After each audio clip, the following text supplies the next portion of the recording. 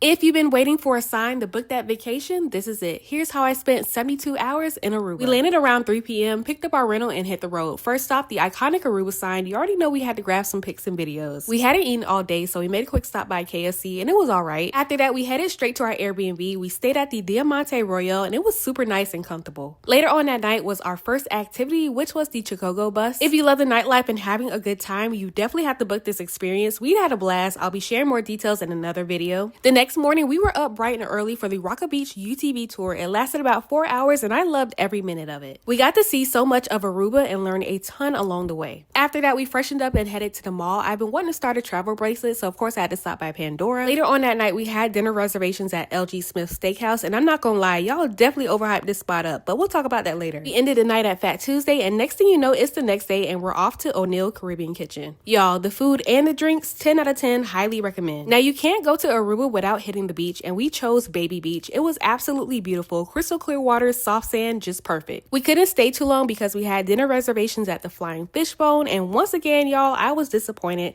It's a beautiful spot, don't get me wrong, but I definitely expected more. Since it was our last night in Aruba, we decided to slow it down and just take everything in, do a little sightseeing, and soak up the views for one last time. The next morning, we packed up our stuff and headed out, but before the airport, we made a quick stop at Linda's Dutch Pancakes, and it was really good. I do recommend getting to the airport a little early. There were a few lines, but thankfully we made it through and got back home safely. Aruba was such a blast, but until next time, I will see you on our next vacation.